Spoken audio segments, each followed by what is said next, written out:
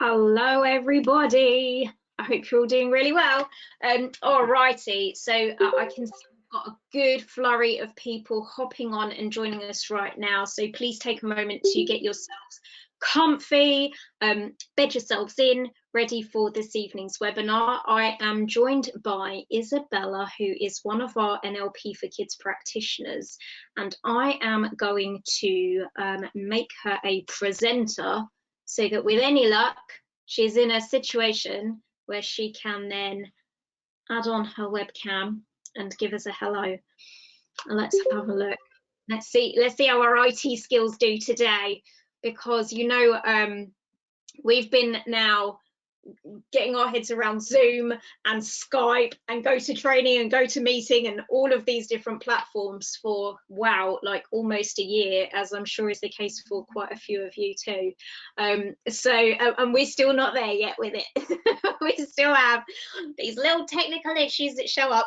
I was actually going to be doing like a technical stretch today, and both delivering an NLP for Kids webinar on a computer that's here and delivering this one with you guys here, and kind of hopping between the two, and actually now you've got my undivided attention. It's not worked out that way, so let me just have a look and see how Bella is doing with getting herself down as a presenter here. One thing I will say as well to all of you is we're going to keep you guys on mute, just because I know that you've all got your own lives going on in the background, so I'm sure that you don't necessarily want to be sharing those with us. So Bella's saying, can't see my camera. Let me send you a little request to do that. Allow sharing webcam, that should do that job. But you have got a chat box. Hello, I can see you. So you have got a chat box which you'll be able to use to ping over any questions that you might have, either for myself or for Isabella, as we talk to you today. So feel free to just jot stuff in there. I'll keep half an eye on it. We might not always pause and address your questions at that exact moment in time, just because it can take us a little bit out of flow, but we will certainly come back to that chat box at the end of the session, and just address anything that you wanted to add or ask or mention, or even, you know, stuff around your own experiences and ideas in this subject area. So we will come to those, so feel free to ping us over messages as we are talking to you this evening. My name is Gemma Bailey, by the way. It's lovely to meet you all. I am the director of NLP for Kids and Superheroes. So Superheroes is our not-for-profit organisation that provides mental health and wellbeing solutions for children, schools and families. And we've been very fortunate to receive some funding to enable us to put these sessions your way, and if you're not signed up to any of the others, don't worry, there is still spaces. I will let you know what we have available in the coming days and weeks that you might also want to look at. Isabella is one of said NLP for Kids practitioners who works with me in that organisation and is here today in her capacity as both a parent but also a therapist working with children and families, and running webinars of her very own as well. So good evening to you, Bella. Good evening, everyone. Can you hear me okay? We certainly can. You're coming through loud and clear. So yeah, fantastic. Well, techie issues there. Good job. Yes, hopefully, you know, sometimes technology don't like to collaborate, but hopefully today will be not the case.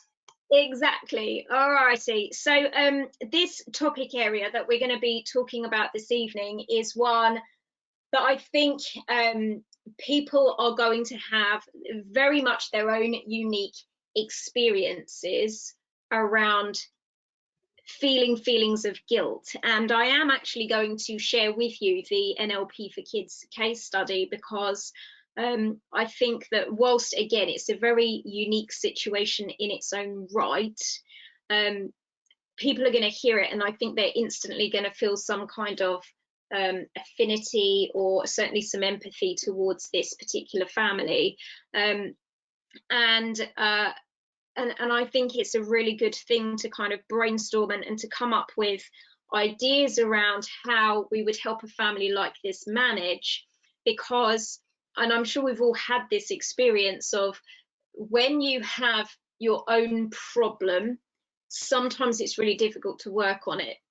Whereas if it's something that somebody else is going through, it's far easier to give them advice and ideas about what they should do and the direction that they should head in. And I would imagine that for a lot of our parents who are joining us this evening, they're probably in that boat where they're really good at sharing ideas and their experiences with others, and they're probably like fantastic problem solvers, but sometimes it's just not easy to do that for yourself, because there's that saying, isn't there, you can't see the wood for the trees. It's because you're inside of the wood, and when you're inside of your own problem, it's really difficult to come up with solutions. So I'm hoping that that's what we will do a little bit of today. That's certainly one of the things that I wanted to share this evening. I've also got an article that I think would be something that's worthwhile us running through, good ideas and tips in there too. Is there anything, Bella, and I know we've had a couple of messages over the last few days, is there anything from your end that you feel would be really beneficial to share this evening? I think, first of all, I would love to hear the case study, but definitely there is my own personal experience as a parent and as a practitioner dealing with guilt. And as you said, I often speak to friends or colleagues, and they ask for an advice, knowing what I do.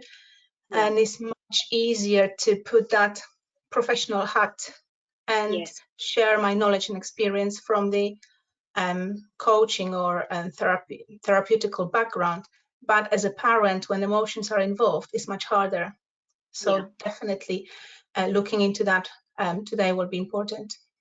Perfect. And just remind me, how old are your children? My daughter is 9 and my son is 7. Okay, all right. So good fun ages then. And I have a puppy, if that counts. It definitely counts. Yes. Yeah, absolutely. The puppy's really new, right? Very, very. She's only 4 months, so it's like having a newborn baby at home. Yeah, so I'm curious, side note, has it changed your family dynamics to have a puppy? Oh, totally. I think we are still all at that stage when we are, how do I put it?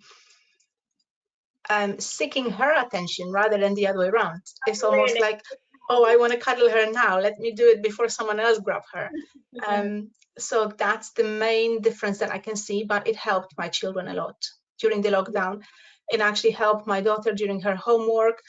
When she's got a puppy next to her and stroking, calms her down and help her focus, which I never expect would happen. So, wow, amazing.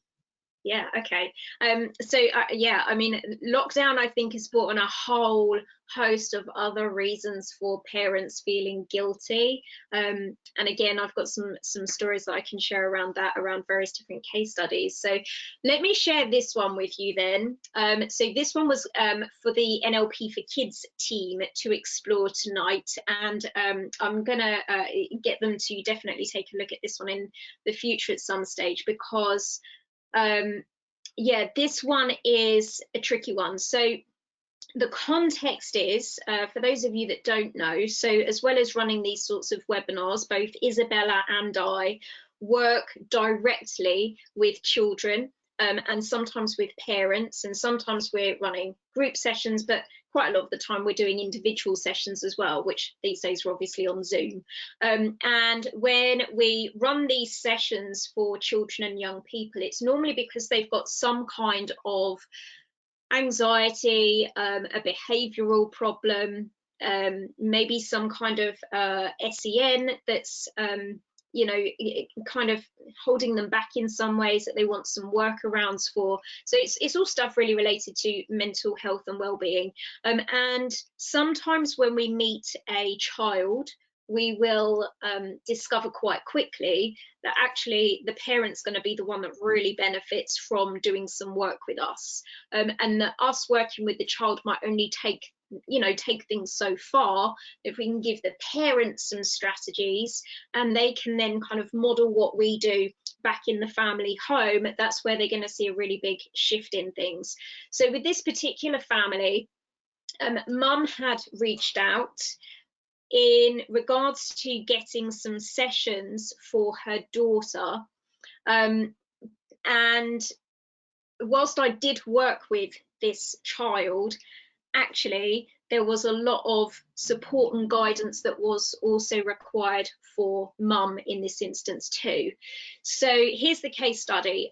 Mum bought her 7-year-old daughter for sessions as she wanted to find out what impact the family dynamics were having on her child, and furthermore what potential impact there may be if mum and dad were to divorce. Mum and dad had been married for 10 years, and during this time, dad's drinking habit has accelerated. He has emotionally withdrawn from the relationship with mum, but he still lives in the family home with mum and their only child. During the time since the child was born, mum has proactively hidden dad's drinking habits. She only recently told her own family about dad's drinking and her attempts to help dad to change.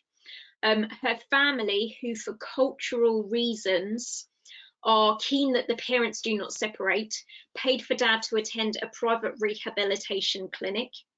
He did not complete the program. Dad's family are overseas, so his wife and daughter are the only family here in the UK. During arguments with dad, mum tries to keep their child in another room and to keep the volume low. She hides dad's alcoholic drinks and ensures that she is up early in the morning to clean up from dad having been drinking the night before. As a last-ditch attempt to save the relationship, mum reached out to dad's GP. And dad did engage with this. Dad began another rehabilitation program which required him to take medication to wean him off of the alcohol. So his alcoholism levels were quite high, in that it would have been dangerous if he were to just stop drinking. So he actually had to go through like a replacement program for the alcohol. However, he did not follow this program consistently. He continued to drink during this time. So where we're at is mum would like to leave the relationship, but is concerned about the reaction of her family, and she feels guilty about the impact of the divorce on their daughter. In my session, so remember I started out by working with the child to explore these issues. So in my session with the daughter, she said that she is aware of her parents arguing with each other, but she doesn't know why. When this happens, she hides under her bed covers. She said that she hides daddy's drinks if she sees them because she knows that it makes him and mummy fight. So what's your gut reaction on that one, Bella? How old was the girl? She's 7, yes? 7. Yeah, 7. Very mature and 100%, yeah. sampling on mummy, so she's copying mum's behavior a lot. And if mum doesn't know that she's also hiding her drinks, then imagine what will be mum. I can only imagine what will be mum's reaction when she finds out that her 7-year-old daughter is doing exactly the same thing. Exactly. Yeah, and it's so easy to see why this particular parent is feeling such high levels of guilt, because it's not just the guilt around, you know, we're breaking up our family and what impact is that going to have, but then there's also all of these like cultural undercurrents going on as well. So mum's being very heavily influenced by her family to do her best to maintain and rebuild the relationship. And in my opinion, I think it's fair to say that she'd really given it a good shot by this stage. You know, she's been there for 10 years and wasn't able to get dad on the right path. And to me, you know, it seems that he needs to find his own way. He needs to find his own support at this point in time. One of the things I remember speaking to this particular parent around, you know, she was kind of really struggling with this guilt of, can I do this to my daughter? Can I, you know, can I destroy our family? is that fair for me to do, or should I keep on muddling through? And not that it's ever my place to say do this or do that, but some of the work that we do is to give people perspective and to say, let's look at the other side of the coin here. How much guilt would you feel if you didn't leave? And what is happening in your family home had some really negative ramifications on your daughter in the future, because as you've rightly pointed out, she is modeling mum's behavior. So in a sense, she's learning it's okay to have a husband who drinks. All you need to do is hide the alcohol. And do we want her thinking that that's okay? Do we want her potentially ending up in a relationship which is very similar in the future? How guilty might you feel if that happened? Which sounds like it's a really brutal sort of question to proposition to someone, but it's a reality, because we can see that the daughter is already starting to model mum's behavior. And we can also see that there is already some emotional impact on the daughter. She's saying, I go hide under my bed covers when I hear them arguing. So quite what's behind that, we don't necessarily know at this stage. That could be that she's scared, it could be that she's sad, but there's already guilt that's attached to that, surely. I don't know, any other thoughts from you? I think my professional brain is switching on and automatically thinking about doing the path of life with mum. Yes. And the perceptual opposition, and 100%. possibly with the girl as well, just to help them both see the other perspective and Yes. have that the outsider, the advisor perspective as well, because both of them are emotionally involved, and having someone who is almost an observer, like in our technique, it will definitely, oh sorry, you can hear my puppy. Yeah, it will definitely help both mom and the daughter to see how they can move forward and what they can change. Yeah, absolutely. I completely agree with your professional opinion. So I'll explain a little bit about the new point of view process, because I created that one. And then maybe you could tell everyone a little bit about the perceptual positions process and how that works and why that one might be useful for this case study. Absolutely. So the path of life process is one where we'd normally be working with an individual, and I actually think I would tweak it for this family's circumstances slightly. I think I would be keen to work with mum, but to have her reflecting on her daughter. So normally we would do the process with the young person, and what happens is you kind of draw out a line on a piece of paper and you say, this is all of your life that you've lived up until now, and we're at a crossroads. So the line is going to fork. We've basically got a fork in the road. And this fork, these two different paths that you take, are going to lead you in two very different directions. And then we look at significant milestones, because we're normally using this with a young person.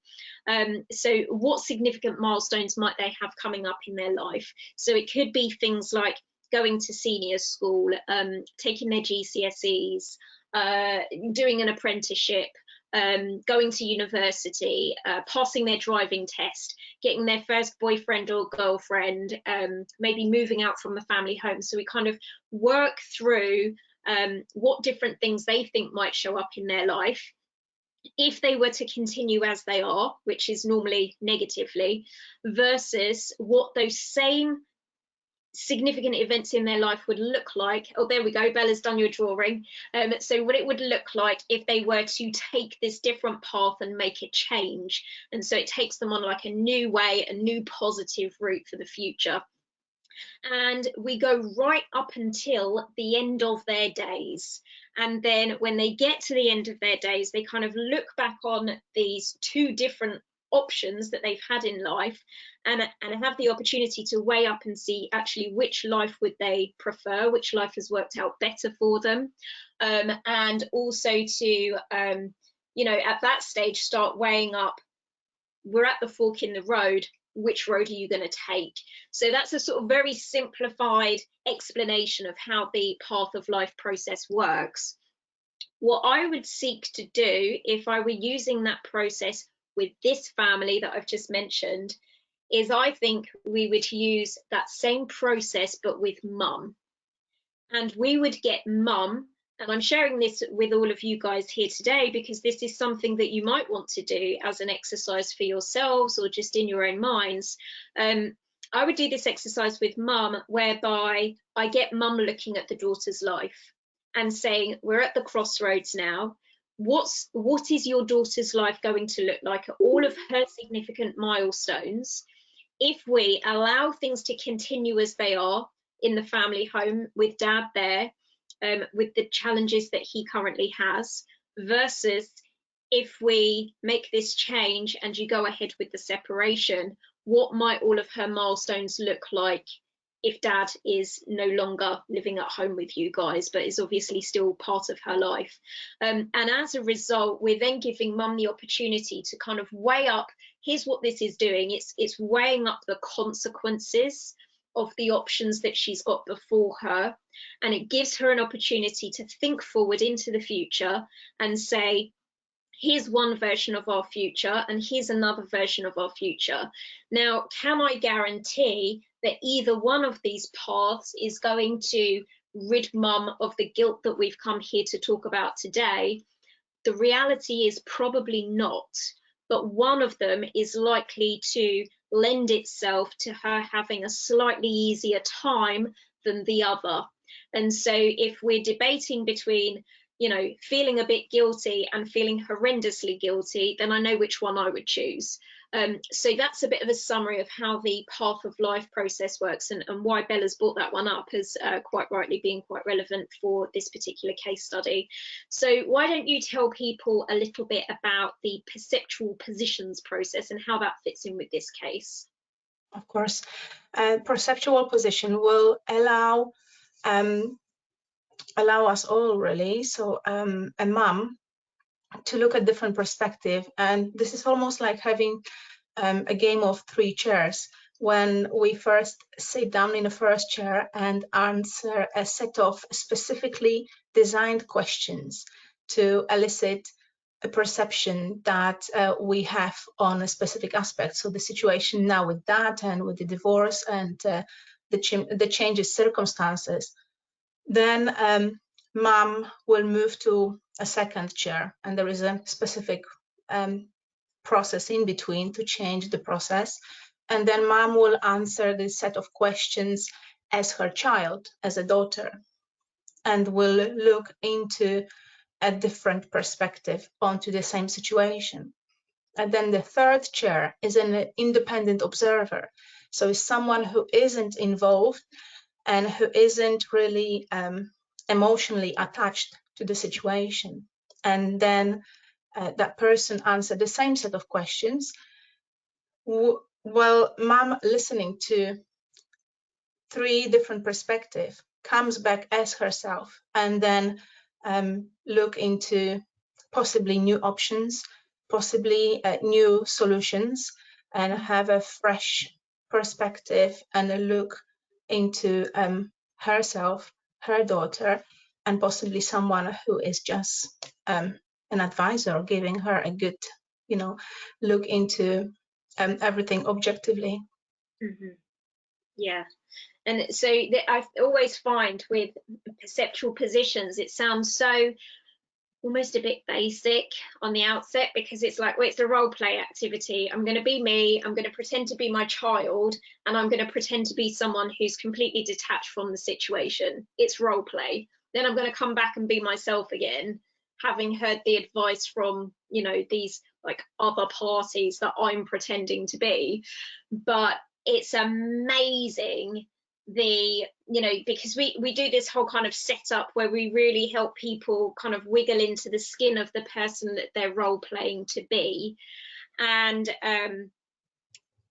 just like a little sneaky trick that we would do with an exercise like this, if we were dealing with a parent and a child, very often when we ask the parent to role play being the child, will put them in a lower level chair, because you know that, you know, often your children are smaller than you, and so they have a vision of the world, like a version of the world that they see, which is lower down because they're physically smaller. So it really helps the parent to kind of step into the perspective of their child, and to see the child from their point of view, and we might ask them to speak like their child speaks, or say the sorts of words that their child would say, sit like they sit. So we really like fully immerse them into taking on their child's perspective of the situation. And likewise, we then have a kind of setup that we do when we get them to be the observer, where we really get them to sort of completely distance and detach themselves from either being themselves or their child, and they're literally like a fly on the wall who's been listening in on things so far. So by the time the parent comes back to their original chair, where they get to be themselves again, they will have had some real insight from their child's perspective, but probably some very decent advice from the observer as well.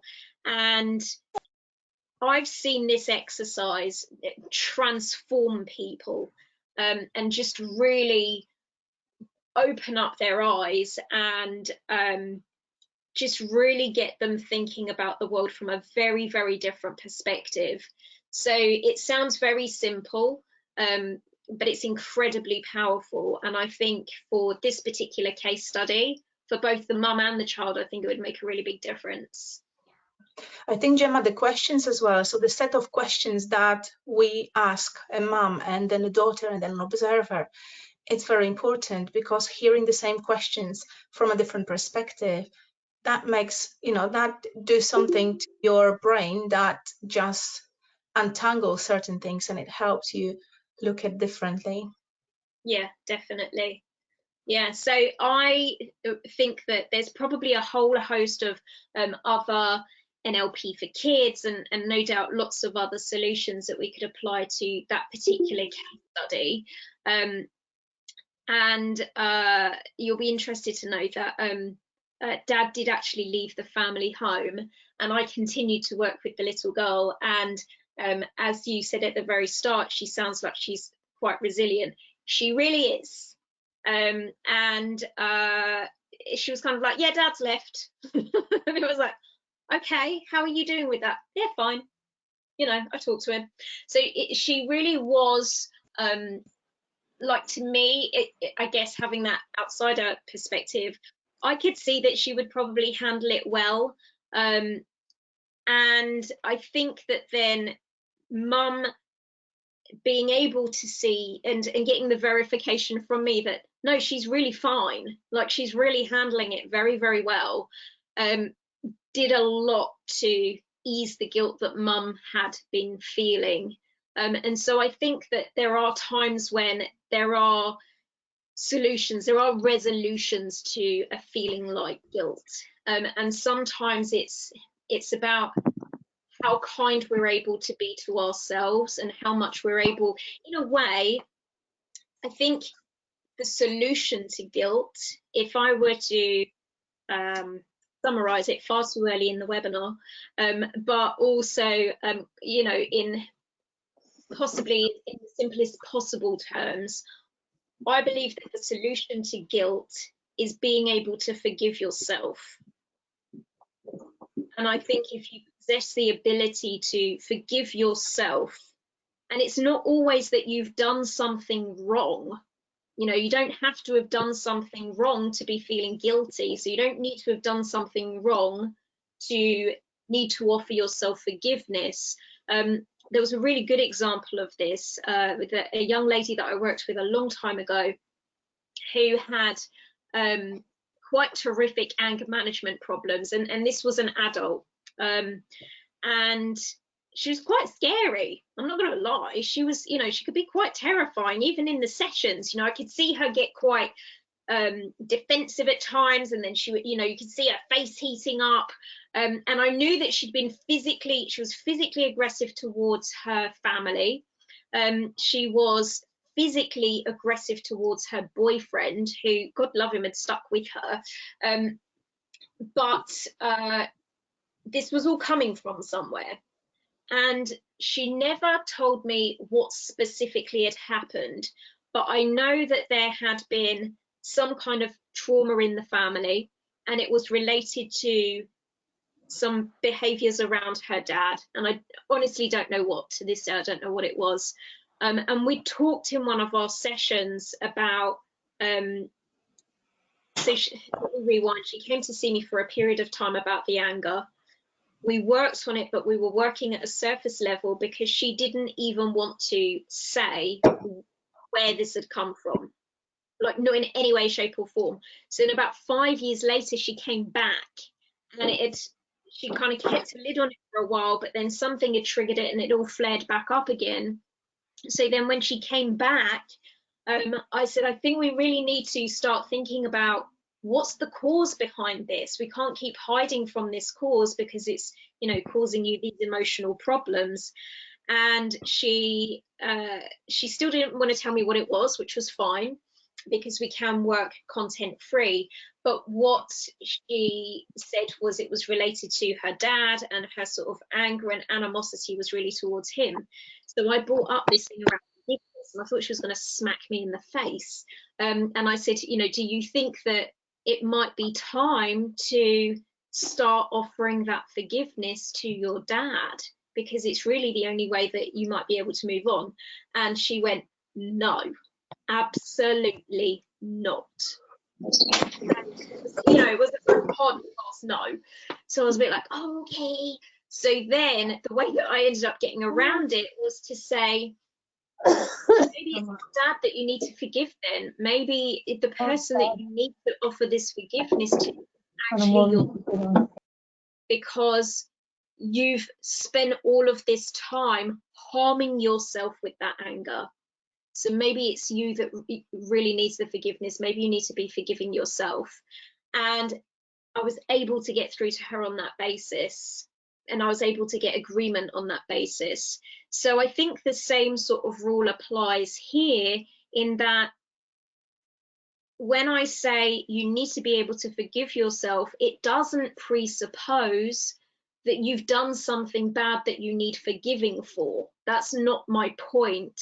My point is more that whether or not that guilt is deserved, and I'm sure the majority of the time it's not for the reasons why we're here today, but if you can forgive yourself, then that is your gateway to moving on and starting to free yourself up from that guilt. What do you think about that? Did I just ramble on? Did that make any sense whatsoever? It does, absolutely, to me. And I think that's something that I read earlier on about embracing it. So instead of trying, and I think I suffer from the same symptoms, trying to get rid of the guilt. And instead of trying to process and understand and reflect and go through different stages, I always, well, not anymore, but at the beginning, I always tried to push it out and ignore or bury somewhere, or, you know, put it on someone else, instead of just processing. And I can understand that, because it's an uncomfortable feeling. You know, people don't want to sit inside of their uncomfortable feeling and go, what's this about? Where's this coming from? You know, if we can bury it, that's nicer. I don't have to feel it then.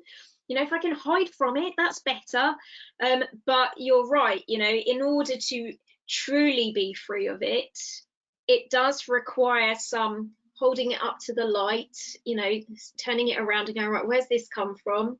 Is this still relevant? Is this old? You know, should I still be carrying this around with me? You mentioned earlier about some of the different experiences that you've had as a parent that have caused you to feel guilty in the past. Would you be comfortable sharing any of those? The list is endless. So as a parent, I have my ups and downs, regardless of the professional training and my experience.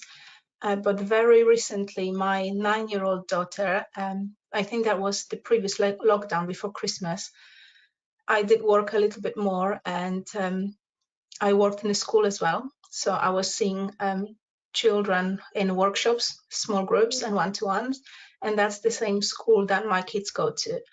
Right. And so most of the time they will see me on that one day in the school, but they're not allowed to come and cuddle me. They're not Yeah. allowed to come and say mummy or come into the session. So we had a lot of discussions about that. And that was probably the beginning of me feeling guilty, saying like, thinking really, I can't even hug my own kid because I know others can't come and hug me. But that was probably the basis for what my daughter said to me. Once we started the lockdown, and I did a lot more online sessions with parents and with children. One evening she came and asked if I could come and watch something on Netflix with her. I can't remember what it was. But I just finished a session with the child and was about to quickly just fix a dinner and go back on a Zoom session with the parents. So I explained to her that I can't. And she just looked me in the eye with a very, very serious face and said to me, Mummy, you spending more time with other children than with us. And that, it really Yeah. did. And I had the flashes of, those moments in the school when they're running to me and suddenly realize that they can't and they're stopping halfway through. Or when they're asking me why all the other children, even their classmates, come to my workshops and sessions and they can't, or why they're not allowed. Yeah. They seeing me working with children and not really understanding what I do. So since then, I started being more open with my own kids, and I did teach them a lot and tested on them as well. So they were my little guinea pigs once I was training the NLP. But I was more openly, since then, I started more openly speaking to them about what I do and why I spent that time with those children and Yeah. how I can help them, but they can help me too. So we Yeah. kind of, let's work together as a team. And Yeah. if you help me, then I can help someone else. Mm. But there was a guilt, a very deep guilt, and it's still in, somewhere at the back of my mind. Every time I take new bookings, new clients, I keep reminding myself that I need to spend some time with my own kids too. So I try to balance that and keep some time and make sure that every day I do have some time with them, whether that's walk in the park when we take our dog or reading a book in the evening, trying to build that into the schedule, daily schedule. Lovely. I think the key thing that you said there, and I love that you've kind of got to a place where you found peace with it. I think the key thing that you said there was about the balance, because something that just popped into my head whilst you were speaking there is I had a conversation with a friend of mine, and it was in the summer of last year. So it was in that place between lockdown ending and lockdown beginning again.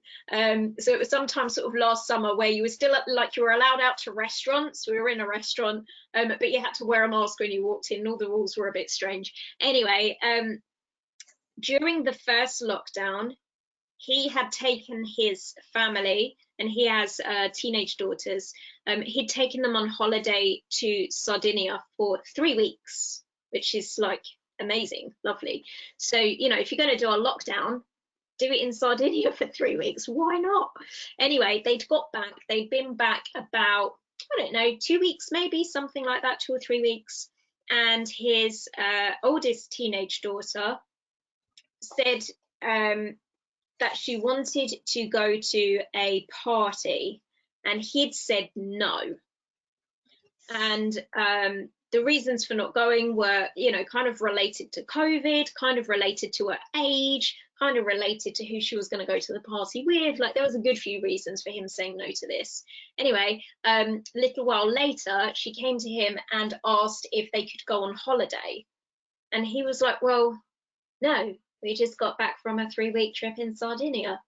And she had a meltdown and said something along the lines of, you don't do anything to support this family, you do nothing to provide for us in this family, and then stormed off.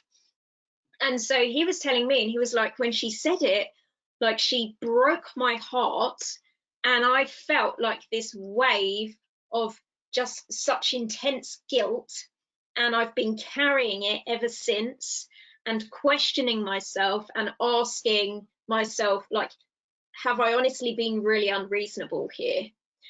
And when he told me, I said, no, you have no, I'm not being a therapist at this point. This is me speaking to my friend. So I said, no, you haven't been unreasonable. Your daughter is trying her luck. Like, she is fully trying it on with you. And I would give her an 8 out of 10 for this, because she's like really worked on you having done that. I can see it's had a big effect. She's made you think about it ever since she said it. You felt guilty ever since she said it. Like, she's done a good job on you. However, I'm only giving her an 8 out of 10 because she didn't convince me as well. And I think that her efforts are fruitless. You know, this is just, I'm not sold. I'm not sold on what she's saying here whatsoever. I think she's being a bit of a brat, to be honest. And I think that quite often, not always, you know, I would say with the case study we looked at with the family that were going through the separation, I can fully appreciate mum's anxieties there and why mum would feel a sense of guilt. And I also see an equal number of times where there are parents feeling guilty because their children are just really, really good at making them feel that way. Like, they just know what buttons to press and they know what strings to pull. And so then we have parents who feel guilty, and it's like, you really, really shouldn't be, not for this. Like, this is, you're being manipulated right now. What do you think about that? Am I being too harsh? Definitely not. I can imagine how talented the teenagers are, because I can experience manipulation from my 7-year-old and a 9-year-old. And I can remember from how long ago. So they were very little and very crafty. Yeah. But sometimes you can feel that kind of stitch through your heart, because Yes. they know how to hit you. Yeah. They do. And I think, again, you said earlier that I'm kind of at peace with the situation, but it took a while. It took a Yeah. while. And the fact that I'm still mentioning that Yeah. is still there. And Yeah. just being constantly aware and in self-control almost. Yeah. That means, you know, that guilt keep flashing somewhere. Yes. Yeah, definitely. Yeah, and I think that sometimes a child might continue to like pull at those guilty strings if they can see that it's having an effect, if they can see that it's working. So another scenario, it isn't quite tied to the guilt, but just around the sort of, you know, the pulling at the heartstrings thing. I remember my cousin when he was little, like really little, and he would hate me now for telling this story, but he would have this kind of like fake cry that he did when he didn't want to go to bed. And so his dad would say to him, right, bedtime in 10 minutes, and he'd go, ah, and he used to like roll around on the floor and like have this meltdown. And I would see them every week, and I noticed that we went through the same procedure every single week, where we had these like 5-minute intervals of him having a meltdown because his dad was saying 15 minutes, 10 minutes, 5 minutes till bedtime. And every time his dad left the room, he'd go from to like just sitting up and continuing to play like nothing had ever happened. And I said to him, so his dad had left the room, and I went, Alfie, do you know that we do this every single week? Every week Dad says it's time for bed, and every week you do this and have a meltdown about going to bed. And he went, I remember he had like a train or a car, and he was like looking at it, and he was just moving it along the floor, and he went, yeah, I know, like this. And I went, so does it work? And he went, every time. And it was like, you know. I think it was something that you said, Gemma, to us in one of our trainings, that the key is to really see who will out persist who. Yes. Yeah. Yes. And it's stick with. I keep telling myself that all the time when they're trying. Yeah, definitely. Yeah, and I can fully understand how the guilt might kick in and get in the way of a parent being the one that out persists their child and says, no, I'm sticking to my guns. Because if that guilt kicks in, it's easy to just then kind of let the rules melt away. So yeah, I can fully appreciate that for sure. I think there is a lot of that power struggle right now, at least from my experience, working with parents mainly now. They do feel a lot, and as you said, lockdown is adding on to, and it changes totally life and the circumstances that we're living in. And again, I'm one of those parents that in the past was like, okay, enough of the screen, enough of the TV. This is a maximum of time per day or something like that. Since I'm working from home, they are working from home. That's totally upside down. Yeah. And the guilt I feel about it, I think last week or maybe 2 weeks ago, the school that my children are attending sent a link that they will now have to read the books as well. So on top of their normal homeschooling that they do, like English, math, and geography on Google Docs, so they're spending 5-6 hours a day. It depends how focused they are on the screen, on the laptop. Now they also have to log in for at least 20-30 minutes every day to read the book, Wow. electronically. Online as well. Exactly, right. Because that's the only way for the teacher and the school to assess their level. And I understand, but I'm old school. I love books, like a paper version. I don't have a Kindle, and I love the paper version, and they do read a lot. My daughter got a lot of books for Christmas, and she loves reading the type of books that she enjoys. And I remember feeling so bad that moment that I really had to process it myself. Why do they have to spend even more time on the screen? Why there is an extra time? Why they can't just send us a list of books and we buy some books and maybe we exchange? And then I started thinking, well, we can't really exchange the books between the parents and children. I can't keep buying the whole books, the schedule that they have for each year, because what am I going to do with those books after, once they read them and they don't like them? Yeah. So I had to really give it a time to think about it. But the guilt was there, because that isn't really something that I would like them to do, to sit in front of the laptop so long, so many hours. And then we have the evening sessions when I would normally put them to bed and read them the book, and that was our routine, our time. Right now, when I work, and I love my work, I don't want to give it up totally. I can't do that. So there is either mindfulness stories or audiobooks for them from the laptop while they're in bed to replace me, because sometimes my husband is on the call at the same time and they go to bed with a quick kiss and a cuddle without any attention from us. And I do feel guilty. I do. I'm still processing, but I think we're creating this new reality. So even as a professional, and as a mom, as a parent, it's difficult to say what's right and what's wrong. The only thing I'm trying to focus on is the quality rather than quantity. So pay attention to what they're watching and what impact that can have on them. So instead of just putting in YouTube in the evening, I make sure that I have the control over what they're watching. We set up specific mindful stories that help them relax and calmly go to sleep. Helps a little bit. And I'm sure with the time that you spend with them too, it's also about quality over quantity, and making sure that the time that you've got with them is fun or loving or whatever the focus might be for that moment in time, because you haven't got the quantity of time to give them. So it's more about giving them the quality of time. Absolutely. And I think fun is important because we are so mature, so grown up, and so busy with life and responsibilities that we forget that we want some fun too, and that we can allow ourselves a bit of easy time and relax and laughter. Yeah.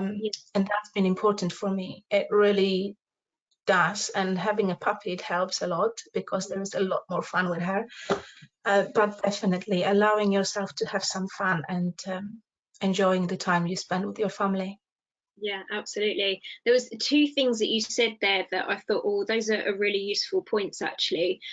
One was around the you said about how we're in a weird place right now. You know, lockdowns put everyone into a weird place in some way, shape, or form. And so I think it's important when we're evaluating guilt is to ask ourselves the question, are we where we are right now because there's been some kind of trauma or tragedy or unusual circumstances? And if the answer is yes, and it often is, then that, you know, we have a thing in NLP where we're very much about like taking responsibility. The fact is life still happens to us. You know, our goal is to say, what can I do about it given that life has just happened to me and it's changed my circumstances quite drastically? But it doesn't mean that you have to like blame yourself for the fact that those things have happened or for the fact that those things are happening. Like none of us here is going to be able to take responsibility for the fact that we're living in lockdown and that it's having quite a negative effect on some of our children. Like we can't blame ourselves for that. There's no point. The best that we can do is to say, what can we do about it to make the best of a bad situation? And you know, as much as I'm anxious about the fallout in a couple of years' time on a mental health basis for some of our young people and the impact that this is all going to have had on them, I'm also quite hopeful that we will have a really robust, resilient generation who have been through this lockdown experience. It just won't be immediately. You know, they might need to sort of process it, do that processing you were talking about, before they reach that place of being able to look back on this and to go, do you know what, that made me who I am today, or that's given me some grit that I would never have had before. And it's easy to sort of forget that sometimes the difficult situations that our children might go through can actually offer them something very positive. You know, sometimes they end up becoming better, stronger people because of the difficult things that they've had to go through in their lives. And I think that's another thing that, you know, can really free you up from a feeling of guilt, is to have that hope and optimism that they're going to take something really good from the difficult circumstances that they might be going through. And the other thing that I wanted to just mention around what you'd said there, Bella, is that processing that you talked about. There's a book that I end up recommending to almost everybody, which is called The Chimp Paradox, and it's by Steve Peters. And it's kind of like a metaphor. It's a model for thinking about how your brain works, and a portion of the book is dedicated to a chimp that lives inside your brain that kind of kicks in whenever you are worried or angry or lots of the other negative emotions, but those two being sort of primary ones, because chimps get worried quickly and they get angry easily. And so sometimes that part of our brain kicks in for us as humans as well, that sort of chimp-like part of our brain.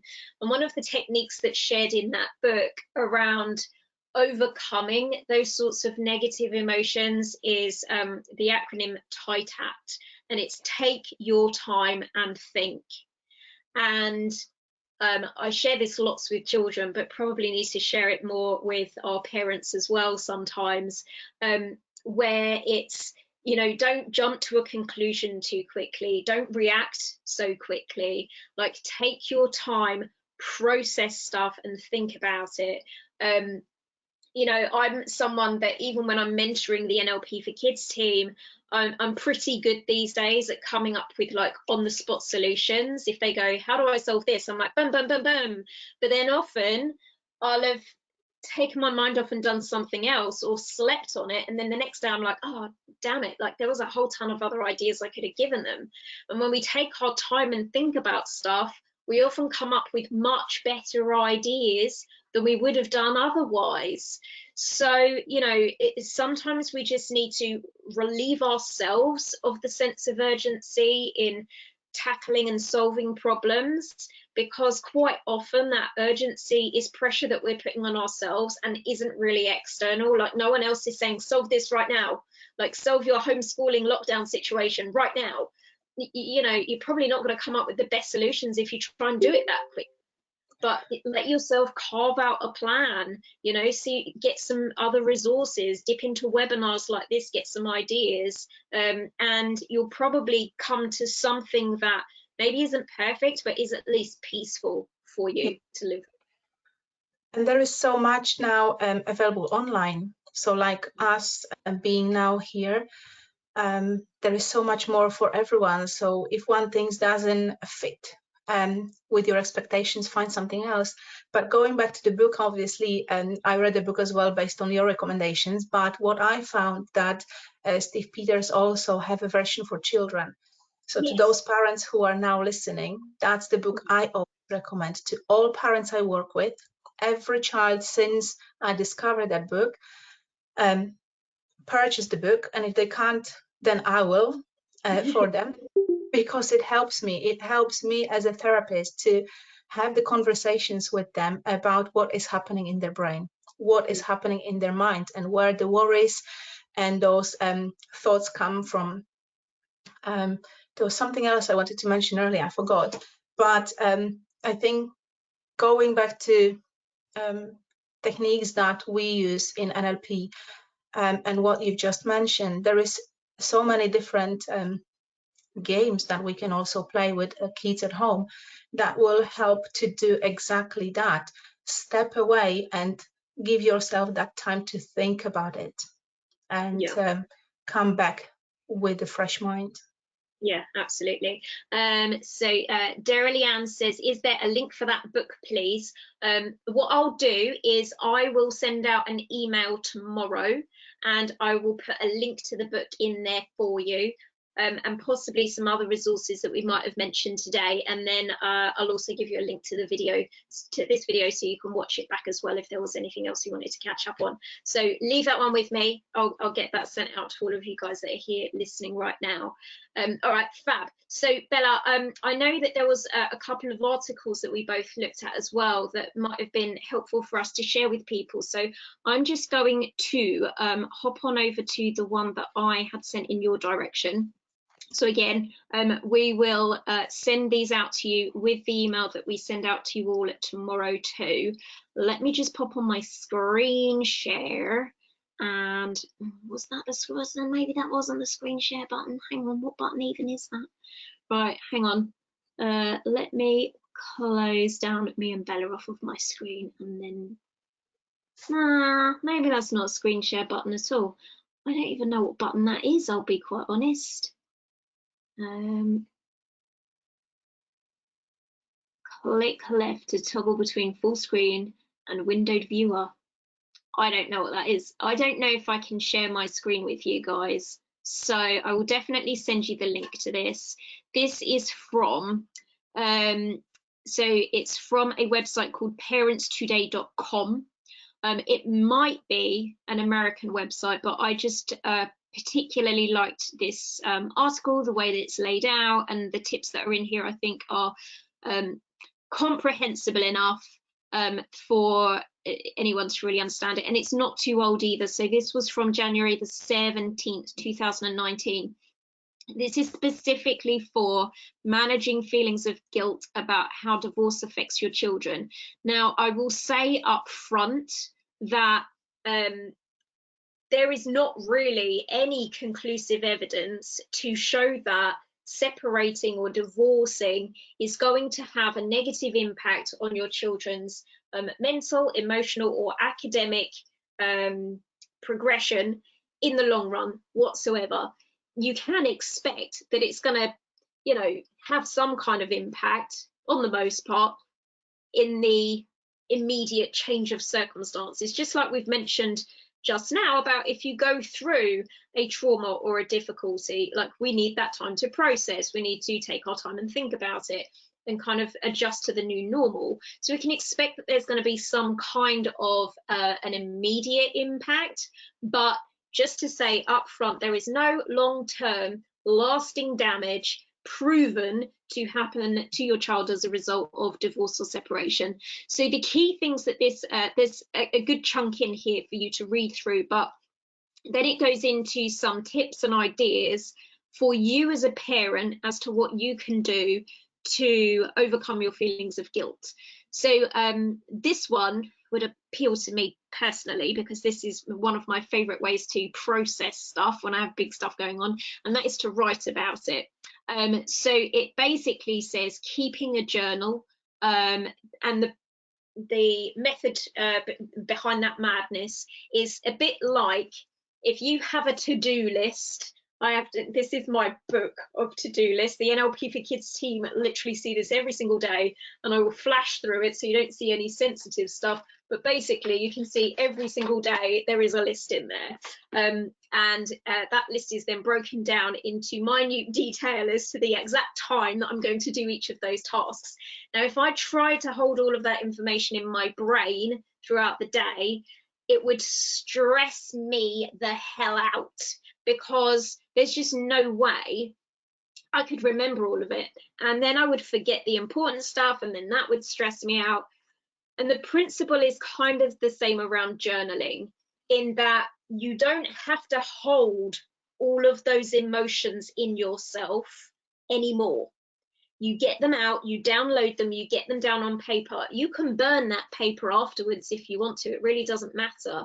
But the most important thing is to just like get it out of you so that you are not carrying it emotionally around in you any longer. So I really support this particular tip. Then we've got compartmentalize it. This one I would say is a temporary solution. So what we're saying here is basically park it and deal with it later. You know, we've maybe done things like that with a situation where perhaps we're grieving, for example. You know, maybe you've been in a situation where someone else is sad, and so you can't express your sadness yet. And so you almost have to sort of, right, I'm going to box that up, put it to one side, and I'll come back to it later when it's safe or quiet enough for me to do so. So it has compartmentalizing on the list, but I would say that the key thing with that one is that you don't box it up forever, because otherwise you're just carrying it around in the background. It does need to get addressed. Number 3, I fully support, be honest with your children about it. And I think this one, we need to be conscious, and this would apply to all problems, not just going through a divorce or separation. We need to be conscious of the level of detail that we might go into with honesty, because they're not your best friend. You know, your child is not your best friend. They're not there to be your agony aunt and to listen to, you know, you downloading. But you can give them an overview of this is what's happening. Please don't go down into the details. I'm thinking specifically of a family that I worked with where there was some animosity between the separating parents, and mum was very unhappy with some of the financial choices that dad was making, and where he was withdrawing from paying the electricity bill at home and those sorts of things. And she shared all of that with her son, and then he kind of became the man of the house and was taking on all of these worries about, you know, the water bill and the electricity bill and all of these things. It's just not his job to think about. He was only 9, you know, it was not stuff that should have been on his mind. So do be honest with them. I support that portion of it, but be cautious around the level of detail. So next suggestion on the list is fight it. So basically fighting your guilt and the feelings of depression that it might bring to you. I'm not sure how I feel about this one, to be quite honest. I think where they're coming from here is to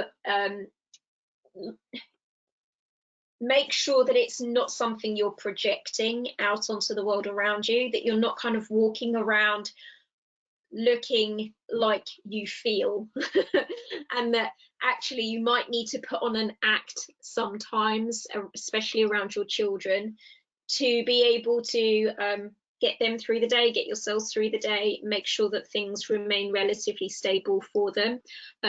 So I think that's what they're saying about, like, fight the feelings. I would, in your own time, when you have the headspace to do so, lean more towards what Bella said earlier about actually sitting with it, examining it, taking your time to look at it and make decisions around whether you choose to keep it, rather than just going in, you know, all hell for leather and fighting it. Process it with those who know you best and care about you most, 100%, absolutely. Or indeed, that might not be with someone. You know, it's okay. I know we obviously are therapists, and so we lean a lot towards talk it out. But actually, sometimes the way to process stuff is just in the quiet of your own mind, and that's okay. If that works for you for this particular problem, do that. You know, there's no right or wrong answers here. Embrace it, we've talked about already, and those are all of the tips that are included on the list. So there's some other bits and pieces around divorce and separation included within the article. I will share it with all of you tomorrow. So there we go. I don't know, could you see that on the screen? I think maybe you could in the end. It just pinged up there like you could. I don't know. Gemma, I think I tried to share, but I don't know if you could see it. I tried to share the screen with the article, but I don't know if anyone could see it or if you could see it. So, Eleni, thank you very much. She's put it in the, oh, you did, good stuff. Yeah, they said that Brilliant. they did, and Eleni put it in the chat group too. All right, fab. So, yeah, that was the article that I liked for a variety of different reasons, not fully supporting all of the tips that are in there, but some of them I think, you know, just simple, straightforward, easy to follow things. So we will share that in the email that we send out tomorrow. Bella, is there any that you wanted to share with us today? I think the one that I've read recently and I shared with you, they were related mainly to the screen time, because that's the majority of the questions I received from parents.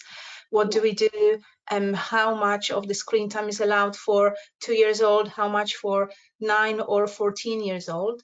And I would, you know, say it as a professional, as a parent, quality over quantity, as we said.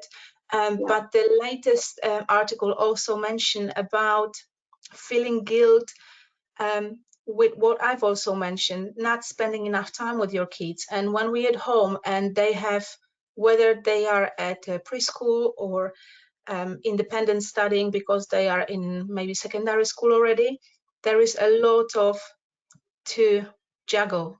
We have to, the washing up, we still have to go to the shop, we still have to cook. And sometimes I have those thoughts creeping in. Oh my God, my kitchen is dirty. Oh my God, I have to order takeaway because I didn't cook on time and now it's dinner time and I just realized that. So there is a lot of that, new situations, new challenges. But I think what we've discussed, even the points from that article, Gemma, that you just went through, are very valid to every situation, whether we're dealing with a messy house or putting kids to bed with a takeaway and I don't know, mindfulness meditation or an audiobook instead of us reading it. Just do what you can. You're doing best you can anyway. Yeah, absolutely. I think I have found one of those articles that you mentioned, and it looks like this one is the story of a parent who has had quite a hard time during lockdown, and has had to make an awful lot of compromises. So yeah, we'll definitely get that one shared with everybody as well. The title is "I'm Done Feeling Guilty for My Child's Pandemic Screen Time." Yeah. I think the key point there, Mum mentioned, because her child, if I remember, is fairly young, so it's 2 years old. Yeah.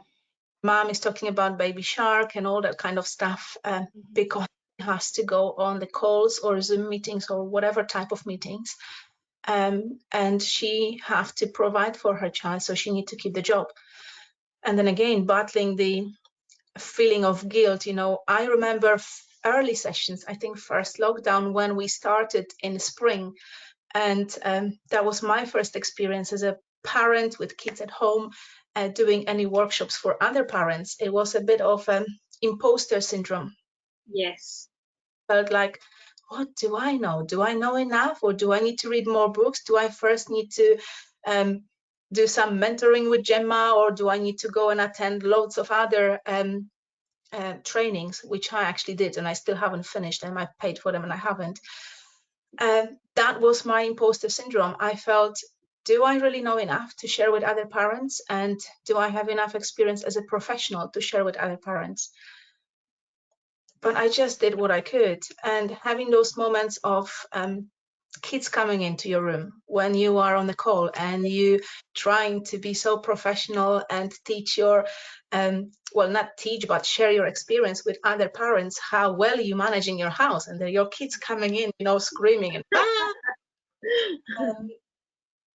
that was a wake-up call for me, a really big wake-up call, because you know, we have kids at home now. I also have a dog barking at my dog and at my door. Life. Yeah, exactly. And you just saying that, I'm going to put this in the email tomorrow to everybody. It doesn't necessarily relate to parents feeling guilty, although I'm sure someone ended up feeling very guilty by the end of it. I've got a feeling it might even have been Katrina who sent this to me first, who's I think here with us this evening. It may not have been, but I have a feeling it was the BBC dad clip. It is the dad who's being interviewed by the BBC over Zoom or Skype or something like that. That's a classic now. It's so funny. It was funny at the time, but it's funnier now because with all of us working online, we've all had an experience like that. Like, I have a cat, so I've had the feline equivalent of being on a Zoom session with a client and then just like having a cat in my face, like staring down the lens at my client. And it's just like, it's just a wonderful, beautiful moment where he's live on the BBC and his child comes in like a baby walker, you know, the ones on wheels. And the nanny is trying to pull him out through the door. She gets stuck. It's the mum, so it's the mum that then mum. comes in on her hands and knees, trying not to be seen, and like, and that makes it even funnier because you can fully see her. And yeah, I would imagine someone ended up feeling real bad about that after it happened. But you know, now if anyone was laughing at them at that stage or thinking of them as unprofessional in some way, I think they are going to be laughing on the other side of their face after what we've been through over the last 12 months.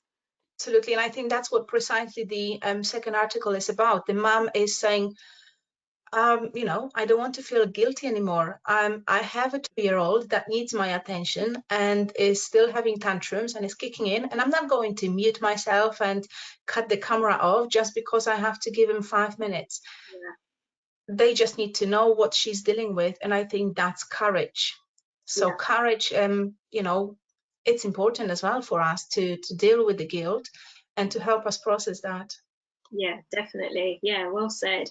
I think we should ask the people that are here today if there's any other questions that they want to send over, or anything they wanted to just add, ask, or mention about what we've talked about here today. Whilst they do, I will have the time, whilst they're typing things in, just to tell a story about, I was ahead of this webinar really sort of thinking, like, when was the last time I had a really strong feeling of guilt? And it took a while for me to get to it, quite possibly because I've made peace with it by now. But the last, I guess, really significant time I felt like this was, so my mum has a rare brain disease, and prior to going into a residential care home, she was still living at her house where she lived by herself. And I also have a sister who has severe special needs.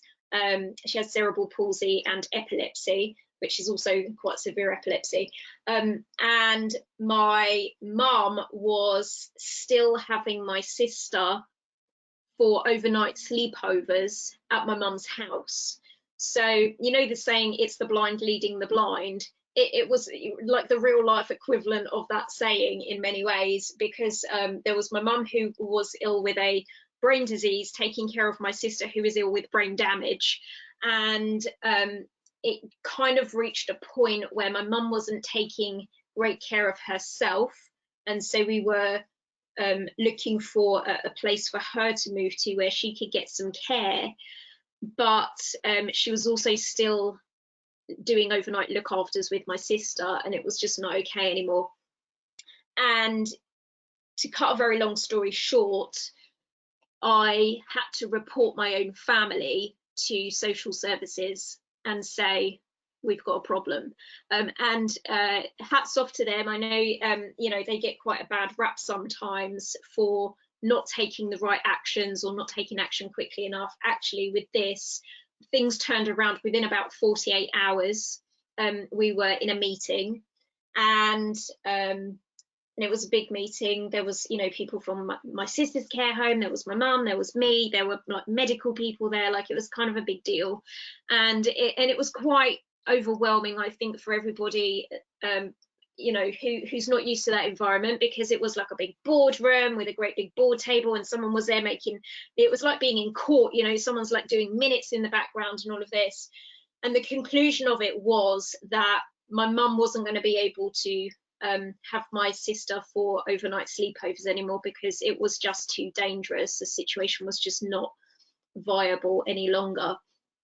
And we came out of that meeting, and my mum had like this colossal meltdown in the reception area of the local social services department, where she, in a nutshell, kind of said, you've ruined everything, this is all your fault. And she actually said my name in full, which made it even worse, because that's when you know that you're in really big trouble, but also when you're in the middle of a social services building, you don't really want your name being shouted out in full in the context of you're a terrible person. So all of it was just like really difficult and challenging, and it was just sad. It was just so incredibly sad, because it, on the surface of it, she was absolutely right. I was preventing her from being with and taking care of my sister, and that was really grossly unfair. And I think that was why it made me feel so guilty, is because it wasn't like I could say, well, that's not true, because it was absolutely true. That's exactly what was happening. And I think that's why it stung so much. And the reason why I managed to get through it, process it, you know, actually forget about it until I was digging around in there to come up with an example for today, is because it was a decision made out of what was in both of their best interests. And I think that that's probably the thing that, you know, I would like to leave the parents here today with, alongside everything else and the great tips that both Bella and I have mentioned this evening, is when you're holding it up to the light and you're going, oh, there's this thing and it's making me feel bad and I need to examine it and see what it's still doing there. One of the questions that I think you can ask yourself that can be helpful in moving past that feeling is, did I do what I did, or did I, you know, have I been a part of this situation with the right intention? You know, did I have good reason for bringing our family to wherever our family is right now? Was I doing the best that I could? And if the answer to that is yes, then I would suggest that that is the time that you use the courage that Bella has mentioned this evening, maybe some of that forgiveness that I mentioned earlier this evening, and that you allow yourself to move forward on that basis. So yeah, that was just a little nugget that I wanted to share with you all. All right. Bella, is there anything else that you wanted to add, share, or mention? No, thank you. It was fantastic to really look at this all and discuss it again, even though, you know, some of them my own experiences, but just looking at again from a distance, it definitely helps. Good stuff. So I'm not seeing anything coming over in the comments box here. We've had a good flurry of people joining us this evening. So I really hope you've all got something useful from it. I always find with these sorts of webinars, like sometimes you come away with it and you've got like one thing, you know, out of that hour and a half or however long you've been there for, and you come away and you're like, there was just this one sentence and it's completely revolutionized the way that I think. So I'm hoping that everyone today that's been here is going away with at least one good thing that you can use to, you know, just change your perspective, change your mindset, change your approach to dealing with this problem of guilt. I hope that that's been effective for you. Absolutely. And just before you end the session, Gemma, I just wanted to remind that we've got Q&As tomorrow. So if there will be any questions out of today's session, or maybe our first session that you attended, and you just needed the time to process and digest the information, and you might wake up tomorrow with some questions, please do attend our sessions and we will be there to help and answer the best we can.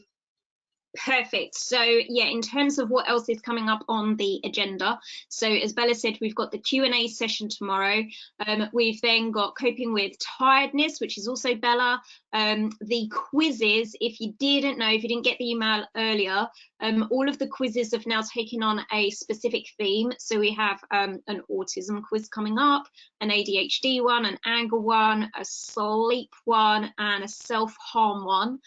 Those are all going to be run by me, and yeah, they'll be both entertaining at some level, but also there'll be some good learning stuff in there as well. And there's just a whole ton of other sessions that we've got coming up, as well as a few more Q&A sessions.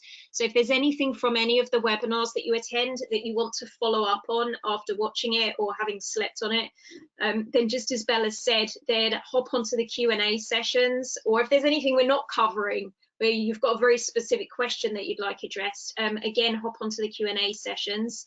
One final thing from me before I let you all go this evening is, if you have not previously, or you have not already donated to Superheroes, I'm going to pop the link in the chat box there. I'll send it to you all tomorrow as well.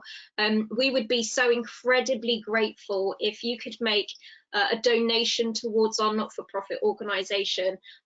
Obviously, these sessions that we're running with you guys right now, costs are covered because we got a little grant for this one, but we do run sessions with children and families when they can't afford the work of NLP for kids. So we basically offer them exactly the same service, but it's fully subsidized in most cases.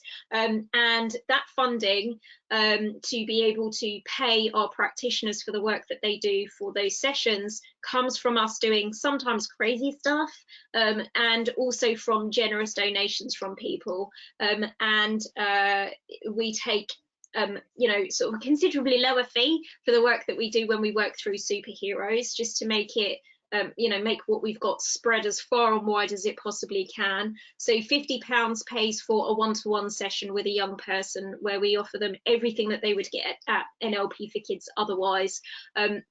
And anything that you can contribute towards the Superheroes Fund will go towards us being able to deliver the work that we do and to keep that company up and running. So if you're able to make a donation, we would be incredibly grateful for you doing so. So we'll be in touch tomorrow by email with links back to everything that we've mentioned here today, as well as a link to this video if you want to watch the rerun. But for now, from me, thank you very much, everybody, for joining us today. Thank you, everyone. Thank you, Gemma. Thank you. Lovely to see you. Very nice. Thank you. All right. Take care, everyone. Bye-bye. Bye.